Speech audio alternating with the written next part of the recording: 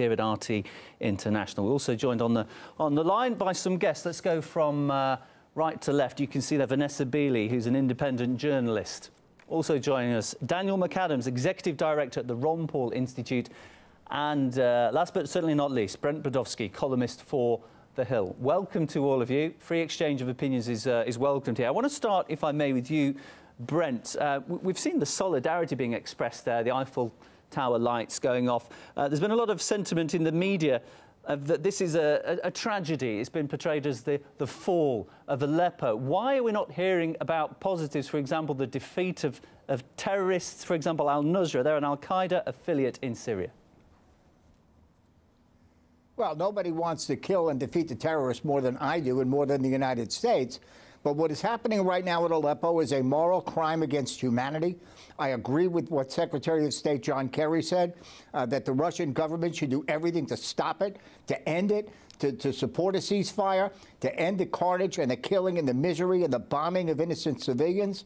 The United Nations is concerned about it, and I agree with their investigation about possible war crimes. I agree with what the pictures tell us in plain English. The bombing of civilians and the massacre of the innocents must stop. My strong advice to President Putin would be to follow John Kerry's advice and put an end to that carnage and killing right now. So should Assad, so should the Syrian army. It's a joke to treat them as liberators and decency. They are mass murdering civilians. And I would add the Iranians, who are allies in the killing of innocent people. This is a crime against humanity, and the whole world is watching. And there's going to be more serious talk every hour of every day about war crimes. And I agree with the Secretary of State of the United States, who wants it ended now. He is totally right. I'd like to come to you, Vanessa, get your reaction to that. We've heard the kind of a political view of that, a lot of talk of politicians and how they see things. As a journalist, how do you feel about that? Well, actually, I've just returned from 3 days in East Aleppo, and I would like to 100% correct the lies that are being disseminated by media, think tanks, governments across the West, particularly your guest who's just uttered complete lies. I've spent basically 3 days in all the various liberated areas of East Aleppo, including Hanano, including the Old City, and including today. I went to Jibrin, which is the area where they are receiving the escaped civilians to basically register them, to give them some form of medical treatment. Many of the testimonies that we receive from the civilians that this gentleman has just accused Russia and Syria of bombing actually told us that they had been incarcerated for the last 4 years by the United States-backed various terrorist militant groups, such as Nusra Front, Ara al-Sham, Nour al-Din Zinki, who we know beheaded the 12-year-old Palestinian child, Abdullah Isa. We were told of stories of civilians who were trying to leave this imprisonment when the Russian and Syrian governments opened the humanitarian corridors. I interviewed one lady, I have her on film, where she tells me that one woman who had been kept under a condition of starvation and malnutrition by these militant factions, who were stockpiling any humanitarian aid Can I ask one quick question? And either selling... Can I ask one quick question, please? No, could you just let me finish, please? Could you just let me finish? They were stockpiling the food, selling it at extortionate prices. When this lady went on her knees to beg for food, she was shot in the mouth by the militant factions that have been imprisoning these civilians for the last 4.5 years, and that your media and your propaganda has supported that incarceration, torture, abuse, and absolute horror that these civilians have had to go through. Okay, strong opinions. Brent, you respond. Did you interview any, one quick yes, I'd like to ask the lady, did you interview any of the dead Syrian babies and children killed by Russian or Syrian bombs? Did you interview them? Did you take photographs of them? And do you have any moral conscience about them? Have you been to Syria? Have you interviewed the many families that have lost children, had them kidnapped, had them tortured, You're not answering my question, not surprisingly. I spoke to the... Why don't you answer my question? To the civilians. Did you see any of the dead Syrian children and babies? Yes. No, I didn't. Okay. No, I didn't. Because what they we're don't seeing here exist. is... The I rest my photographs case. that you Can I have break in been a little bit? And this is a disseminating little are easy for in me. I'm not having to Gaza, say anything. in Pakistan, and in Iraq. OK, I'd like to move things along slightly. The spokesperson was talking about sources and credibility and who we can believe here. Can we believe the politicians say one thing? Can we believe journalists like Vanessa who are on the ground? The spokesperson for the US State Department has given lots of opinions on this, and he said he hasn't seen the videos of people celebrating on the city streets, which we have been showing here on RT. Let's have a listen to what Admiral Kirby had to say. I mean, I haven't seen every picture coming out of Aleppo, but I haven't seen, honestly, Said, I haven't seen any dancing in the streets.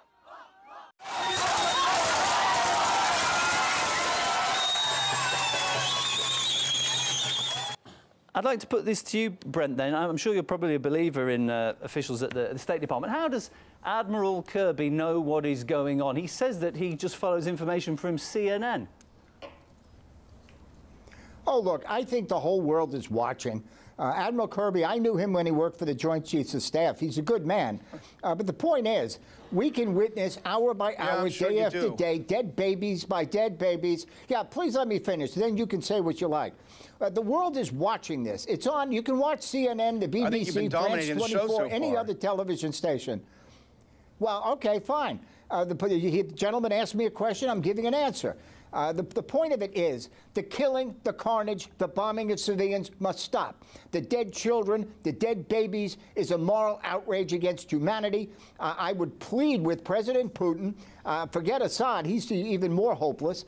Stop the killing. And I don't care how many people go on and want to say this is a good example of what's wrong with the mainstream media. You have a mainstream media source like this, Brent Podolsky, who goes on television telling us, you've got to believe the government, you've got to believe the U.S. government. This is their same mainstream media that lied through its teeth about Iraq, that lied through its teeth about Benghazi, about the slaughters going on there that were not going on, who are lying through their teeth right now. There are no foreign media sources in East Aleppo right now. They are not on the ground. They are all using information that they are getting through rebel sources. That is the truth. So, Podolsky, what you're doing right now is you're putting out fake news, and you know it because there are no sources on the ground. You're saying just believe the U.S. government. You're supposed to be in the media. You're supposed to be doing independent work. OK, Vanessa, chip in. Yeah, can I just ask one question? Where are these sources being able to transmit this information from?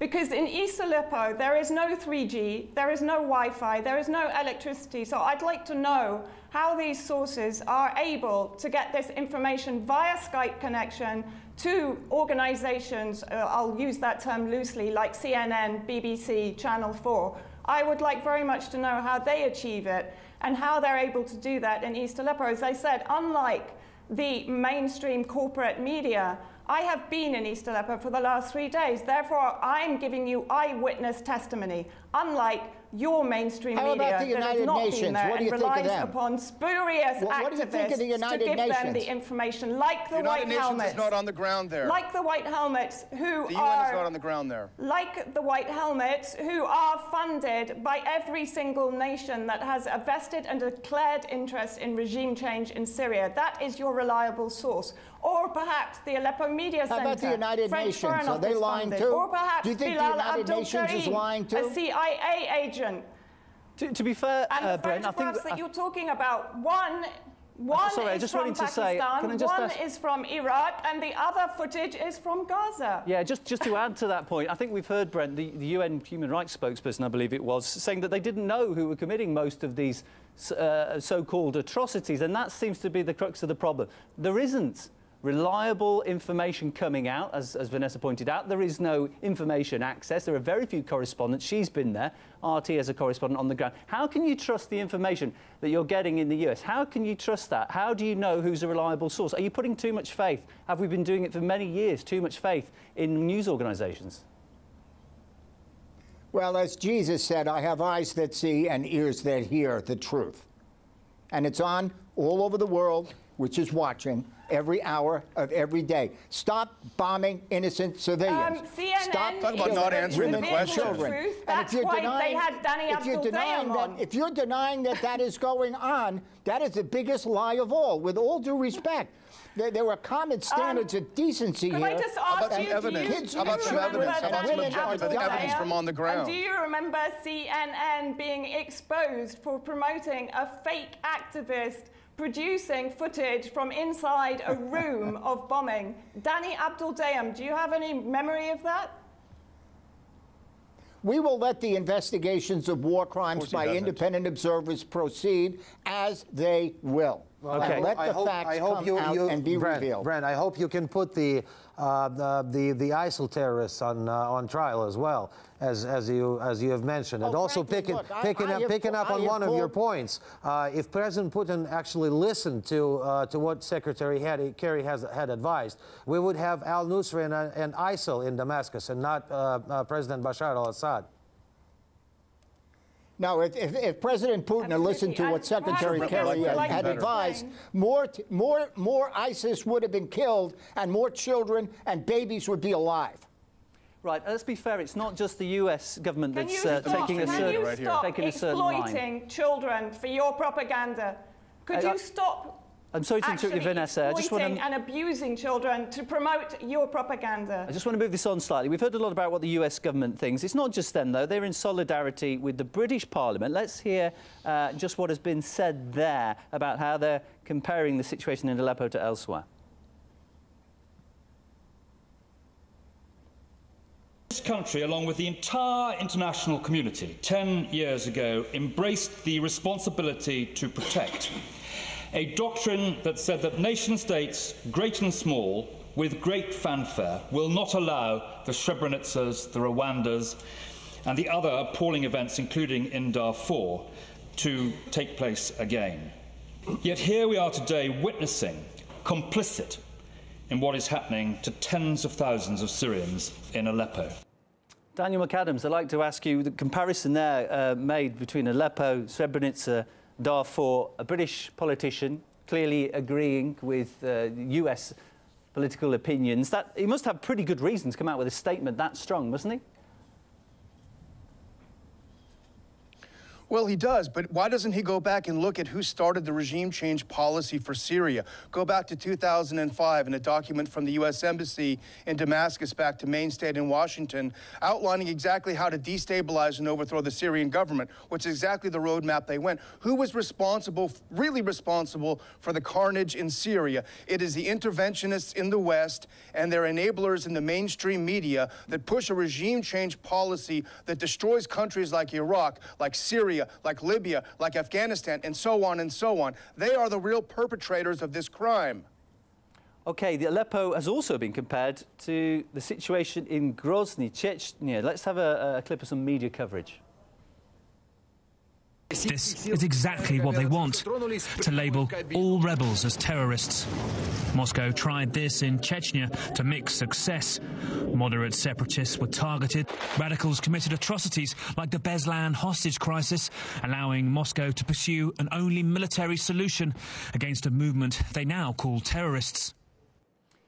Now, that again, a very emotive comparison, comparing the situation in Aleppo to Chechnya. Terrorists tortured and killed schoolchildren in Beslan, trying to make out that they were moderate separatists. That's a very powerful comparison to make, isn't it, Alexei?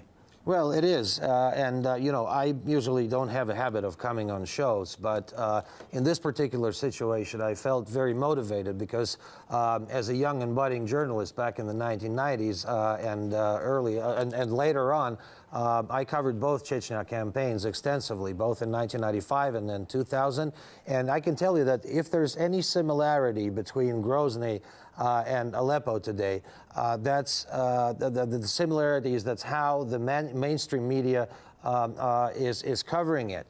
And, you know, they seem to have yanked that old playbook, dusty old playbook off the shelf and are trying to use the same ploys and the same tricks that they used with Grozny. For instance, you know, playing down the threat of international terrorism in both places, internalizing the conflict, deliberately highlighting the human sufferings, And it's basically the same story, you know, all over again. It's like using the same old methods that they used in Chechnya now are being used in Syria. It's not just Russian forces who have been implicated in any way. Syrian government soldiers have been accused in the Western media of killing dozens of civilians. Apparently, they come in, they're liberating Aleppo, and then they're gunning down civilians. We don't know the motivation.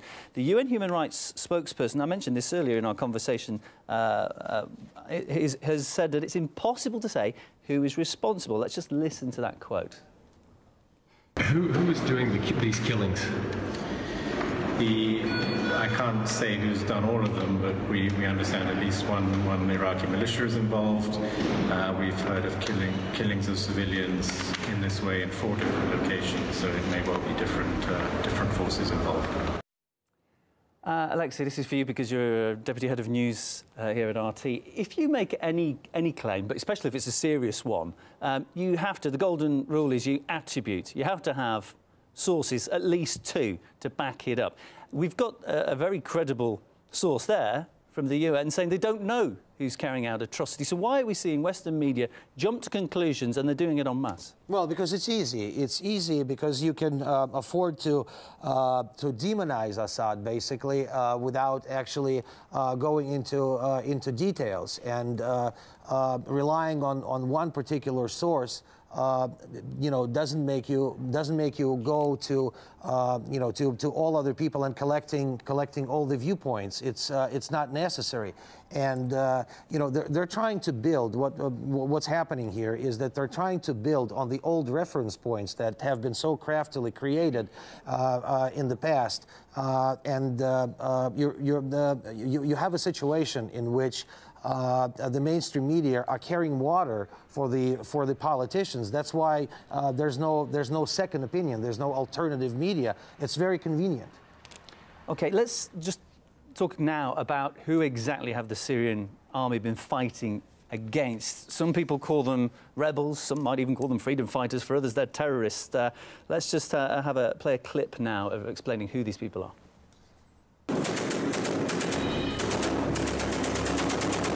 Armed groups that used to hold eastern Aleppo and its 270,000-strong population hostage aren't the best of neighbours.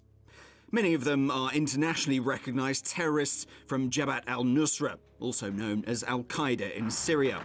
Even the US State Department agrees. Our view on that is Nusra is Al-Qaeda in Syria. They are a terrorist group. And America's aware that some other groups are willing to dismiss that fact and join forces with them, all to defeat Assad. There are a couple of subgroups underneath the 2 designated, Daesh and Jabhat al-Nusra, Jaish al-Islam, Ahrar al-Sham particularly, who brush off and fight alongside these other 2 sometimes to fight the Assad regime. As they flee from the Syrian army, they leave shocking evidence of their presence. This is one of the methods of torture that was used by the militants. When we came here and liberated this residential block, civilians were sitting here in the prisons. We released them. They also have to leave their munitions, revealing they don't hesitate to use chemical weapons while barricaded inside a school building. Oh wow, generates the highly effective poison phosphine gas. There's 2 buckets full of these extremely toxic chemical. Clearly, civilians from eastern Aleppo, who these militants claim to have been protecting, aren't their biggest fans. Maybe it's because they used them as human shields and didn't allow any of them to leave the besieged area. They starved us. We suffered a lot. I cried day and night. It was a nightmare. The terrorists beat us regularly. And finally, over the past weeks, they've killed and injured hundreds of civilians in government-held parts of Aleppo, many of them children.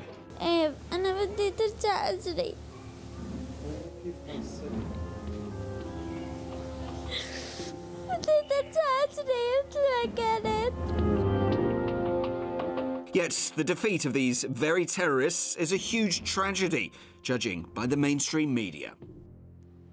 OK, I hope you could hear that well. I want to come to you, Brent. Basically, that report just assessing what our correspondents seen, as well as other sources, evidence of chemical weapons left behind ISIS flags, weapons of torture, reports of civilians used as human shields. Now, whatever their cause was originally, the way it's ended up, if you look at the evidence, as you like to look at with your eyes and believe, it suggests that these people are more akin to terrorists than anything else. Is that not good enough reason to stop supporting them? Well, look, first of all, for the record, I oppose strongly the American invasion of Iraq when President George W. Bush did it from the beginning, number one. Number two, I took a much more aggressive position to kill the ISIS terrorists and those groups of terrorism than even the Obama administration has, for the record. But the fact is, there are 500,000 potential Syrian witnesses who are dead. And far too many of those potential Syrian witnesses who are dead were killed by the indiscriminate mass bombing and deliberate mass bombing of civilians. Far too many by Russia and Syria. Actually, the majority of the casualties in Syria are the Syrian Arab army. The majority. Oh, okay. Okay, you're making it up as you go along. I'll give you credit for that. The bottom line, though, is 500,000 potential Syrian 500,000 potential Syrian witnesses are dead. And can we all agree? Well, let me challenge you. Will you agree that if there was bombing of civilians that was deliberate by Russia or Syria, will you all agree that if that did happen, it would be a moral crime? Would you agree with that? I dare you to tell me yes or no. No, I tell you exactly silence. Why am I not surprised? The United States. Which one of you will jump up and agree? The war criminal, because without your country's illegal intervention in a sovereign nation, will you agree with what I just asked you? You can't be hypothetical when you're talking about a war and civilian casualties. You just cannot be hypothetical. You have to stick to the facts, and the facts are there. The facts are presented by our correspondent who is on the ground in Aleppo, unlike many other news agencies that claim to know what's happening in Syria. No, I mean, it's not okay. It's not okay. I'd just like to put another question to you. It's not okay. Exactly. It's not okay. It's a war crime. That's exactly what I'm telling you. My other guests won't even denounce the bombing of civilians. Isn't that sad? Think about that, folks. They won't even say it would be wrong if it happened. I denounce any form because no one is talking theories here. What you're trying to suggest to us, you're trying to suggest a theory. We're showing you facts. And the evisceration of children in West Aleppo. You do not talk about the children and the babies and the families that have been destroyed and devastated by you won't your even say the bombing of civilians would be wrong if it happened. Or whether you call them militants. They have ethnically cleansed entire areas of Syria. Brent, can I ask you this? Your sectarian argument is the bombing of civilians, your intervention arguments have failed, and now you are going into hysteria. Brent, can I ask you this? If there had been no military intervention from Russia to assist Syria, where would we be now? Would there be al-Nusra terrorists now in Damascus? None of our other guests would even say that if there was the bombing of civilians, it would be a crime. I think that is tragic and sad. Brent, wait a second. Let me ask you this. The United States has admitted to killing civilians in Syria, both in Syria and in Iraq. What they did, they just apologized. When did you stop beating your wife, Brent? We're moving on. Stupid. You know, would that be a crime, or would that not be a crime? Are you asking the same questions of the U.S. Department of State and DOD? Oh yes, I'll answer my own question. Yes. Let me finish one more sentence. Yes. If there was any bombing by anybody, and if war crimes were investigated, it would be a crime against humanity. My answer to the question is yes. Whoever did it would be committing a crime. Yes, yes, yes. And I don't see one other guest defending the Russian position willing to say that. That is a shame. I rest my case. Okay, and you made your point very well there. Lavrov said that we were prepared to investigate any evidence that will be presented with facts in hand. Has there evidence been presented? It hasn't been. Russian Foreign Minister Sergei Lavrov made it very, very clear, and he was very specific about it, that Russia was absolutely ready to investigate every single complaint. They will have their chance, I promise you. Absolutely. You bet. Okay, so we'll look forward to that investigation. I think Brent's made his point very, very clearly. I'd like to come to Daniel next, because the US, and this is getting back more towards the cause, we're arguing now between everybody about what's happening now, but where did it all start? The US has admitted itself the weapons that it handed to what they call moderate rebels often ended up in the wrong hands, i.e. the hands of terrorists, and yet, for whatever reason, they still keep supplying them. Daniel, how is that, how do you argue that you can still supply weapons when you know they're not going to the people you intend? And somehow there's no culpability on the part of the U.S. Look, even just this past week, after everything we're seeing in Syria, President Obama signed a waiver to allow more weapons, more deadly weapons, to be delivered to rebels in Syria that the U.S. knows consistently go to al-Qaeda and ISIS. If that doesn't make you morally culpable for the deaths that they create, I don't know what does. But of course, our mainstream media guest will never talk about this. Brent, can I just come to you on that? If you, as we spoke about theoretical situations, in theory, if the US weren't arming the opposition, then perhaps you wouldn't have needed air support coming from Russia. Would this whole thing have just been sorted out domestically without outside interference? Yeah, Assad would have killed everybody. You mean he would have taken back his sovereign state? Is that what you mean? No. He would have taken a dictatorship and made it worse. But every one of our guests will have an opportunity. No, every one of our guests should have, and I will support their having, the opportunity to present their evidence of war crimes when it's investigated. Let them do it. And I will oppose anybody who committed war crimes. And if all of our other guests have this evidence that it was someone other than Russia and Syria, God bless them, bring the proof, and accept the verdict. How about that? Fair enough? I look forward to that, but I don't expect it. Absolutely, but that brings us back to the point, though. There's a lot of accusations have been flying around throughout this entire conflict, and yet the proof is very, very thin on the ground. As I said, very grim picture of Aleppo and its liberation, which a lot of people would argue is a positive thing because the killing is coming to an end. But it's been painted very negatively in the Western media. Let's just see the pictures, though, that we've seen on RT of locals celebrating. OK, I don't think we've got those pictures right now. I'd like to ask you then, Brent, given it's been portrayed as a very negative thing, this is like doomsday, Armageddon for Aleppo. Yes, the buildings have gone. Yes, many, many unfortunate, innocent people have died. But what about the ones who've survived? Surely we have to believe that these people are genuinely feeling that this is a positive. They're celebrating in the streets. Or are we suggesting that they're lying? Those who survived will have a fair opportunity, I cannot wait, to testify before war crimes investigations and let their word be heard, whatever they say. I have no fear. And that's a fair point. I want it. Do you accept, though, that the people who've been celebrating in the streets are genuinely pleased that the Syrian government I don't accept that many people have been celebrating in the streets, but I'll repeat. They will have their opportunity, whatever their point of view, to make their views known. Unfortunately, the 500,000 almost dead, far too many from the bombing deliberately of civilians by Russia and Syria, will not have their opportunity to make their views known. And I wish our other guests would have more compassion and humanity and respect for the rule of international law and not be afraid to say that it would be wrong if there was a bombing of civilians. I'll say it. No matter who did it, they should all be prosecuted, whoever it is. I'd like to hear our other guests say that, but they won't. So you've just said that the bombing of civilians is wrong. So why is your country still supplying billions of dollars worth of bombs to Saudi Arabia, who is also funding terrorism inside Syria?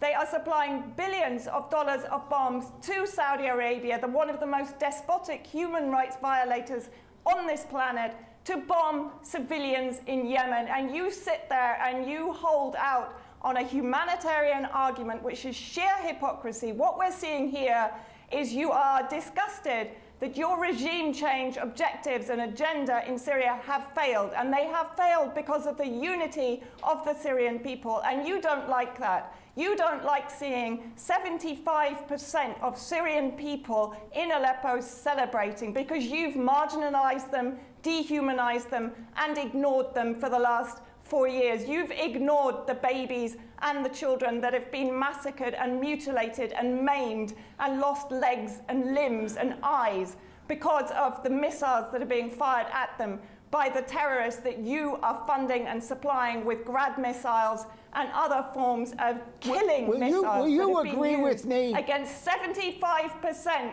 of Aleppo civilians for the last 4 years. You are marginalizing the majority of the Syrian people, and it is your country that is not allowed them to solve this conflict. Will you agree with me that whoever is proven, will you agree with me, just give a yes, I dare you, that whoever is proven to have bombed innocent civilians, whoever they are, should be prosecuted for war crimes, whoever it is? Will you agree with me? Yes, they should be. Absolutely. Whoever it is. But will the United States be prosecuted for supplying the bombs, the Lord, the cluster bombs that are massacring that. Yemeni civilians? Well done, Brent. You've got your agreement there. I said it already. It's just you're too busy spreading propaganda to hear me. And the question is, will we ever find out who committed those atrocities? Again, information thin on the ground. As Brent said, we'll get to speak to the people there, and that is something we will have to wait for. I'd like to come to Daniel one more time, because I'd just like to ask again about interference, because Brent's talked about how Assad would have just murdered everybody in his own country and he would have been a despot with nobody in it. But would things have been any worse if there hadn't been this outside interference? How damaging has that been? What do you think we would have seen without the influence of the US and then the response coming from Russia? Well, unfortunately, Brent is so ill-informed about Syria, it's almost a waste of time to have him talk about this. He's repeating sort of bumper sticker things. But the reality is he did bring up the issue of international law, and that is very important. Russia is, for all accounts, operating under international law. It was invited by the legal government of Syria as an ally to help put down an insurrection. The United States, on the other hand, is in Syria illegally under international law. This is objectively true. It was not invited into Syria. There is no UN Security Council resolution providing for the U.S. to be operating as a military in Syria. The U.S. flouts international law when it wishes to do so, and as our mainstream media friend would say, it grasps and puts forth international law when it suits its interventionist, neocon foreign policy purposes. We see it laid bare here. In terms of what's happening on the ground, it's quite concerning, I think. We live in this modern age of high technology, so many international media organisations. We should be able to get a better picture than we've ever seen of anything that's happening on a global scale. Alexei, and yet it seems like the opposite's happening. We're getting very little, and different channels are portraying things very differently. Why are the channels not agreeing, and why are they not using, channels not using all the sources of information that are available to them? Well, I think that these are the lessons to be learned from the coverage of the Syrian situation, of the Syrian crisis. You know, first of all, you got to be on the ground to report it correctly. Which most channels are. Well, which most channels are, and which we... Why is that? Well, they might have their own political agenda. They might be afraid of the people that they're claiming to be the moderate opposition. They might have other considerations. I don't know, but it is important that, you know, we give a voice to all sounds, to all sides of the story, which we're not seeing happening with the mainstream media. Unfortunately, they totally ignore, you know, the obvious facts. They can't even say or acknowledge the fact that, you know, there are people dancing in a street, you know, as innocuous and as simple as that. Well, another big issue is the fact that Aleppo was basically split into two halves, and there was only reporting of one side, depending on what channel you watch. Absolutely. So that's why I'm saying that it is very important to be able to be on the ground and report the actual news, talk to the actual people, not to rely on some, you know, some organizations that are based elsewhere, you know, across the sea. It's important to be on the ground and report the actual facts. And perhaps this is where I would suggest this is where news organisations sort of stand or fall on their reputation as whether they've got people at the heart of a story. I'd like to come back to you, Vanessa, because you've been there. and you've seen things for yourself, which adds credibility. Have you come across this so-called fake news? Yeah, absolutely. I mean, the majority of the propaganda, particularly in East Aleppo, has been coming from two major sources. One from, as I said, the Aleppo Media Center, which is French Foreign Office funded. We know for a fact that the French government has a vested and publicly declared interest in regime change in Syria. So it's hardly an unbiased and impartial organization producing news from inside East Aleppo. The second organization, of course, is the famous White Helmets. Now, the White Helmets are multi-million-dollar funded so-called first responders embedded in ISIS and al-Nusra areas, so in terrorist-held areas. They are funded by countries like the United States, like the UK, who's a primary funder, who again have a vested and declared interest in regime change.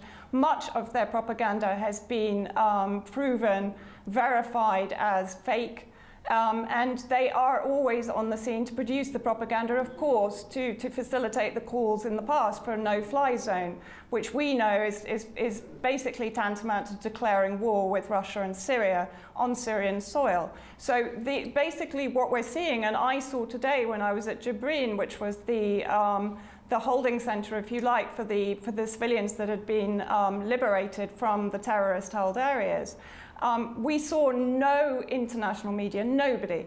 We saw no international human rights organizations, no representatives of the UN. Where are they? You know, where are these sources? They're relying upon sources that have very questionable roots, that are not really Syrian. Most of them were created inside Turkey and Gaziantep, and then infiltrated into East Aleppo to produce the propaganda. So their sources are unreliable and questionable.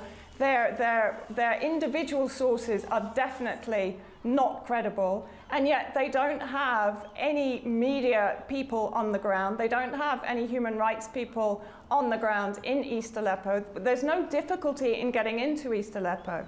I got in very easily as an independent journalist on my own, with the protection of the Syrian Arab Army in the terrorist or the previously terrorist-held areas. And one question I will ask: why would the Syrian Arab Army, who is the Syrian people, there is not one Syrian family that does not have a member of their family in the Syrian Arab Army, why would they liberate these people and then mow them down or execute them? I mean, this defies logic. I watched Syrian Arab armies carry children downstairs, help old ladies with the remnants of their belongings because the terrorists had completely destroyed and decimated their homes.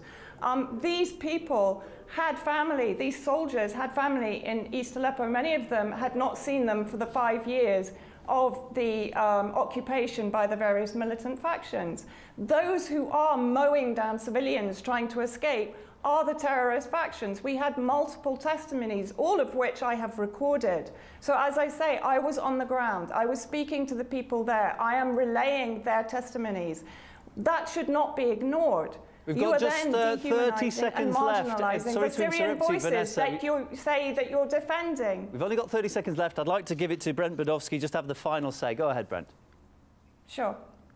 On behalf of 500,000 dead Syrians, far too many of them women and children and babies, far too many of them killed by the massive and deliberate bombing of civilians, I look forward, if nothing else, the United to the war States crimes, has their allowing blood everybody on its hands. to present their evidence. You can testify, Vanessa, and I look forward to your testimony and everyone else. I will. God save the people of Syria from people who justify their murder. Very frank conversation. I'd like to thank all of you for participating. I'd like to thank our guests, starting on the left there, Brent Budowski, columnist for The Hill, alongside him Daniel McAdams, Executive Director of the Ron Paul Institute. We also heard Vanessa Beeley, independent journalist who's on the ground very often there in Syria, and alongside me, Alexei Kuznetsov, Deputy Head of News here at RT International. Thank you to all of you. A pleasure to have your company.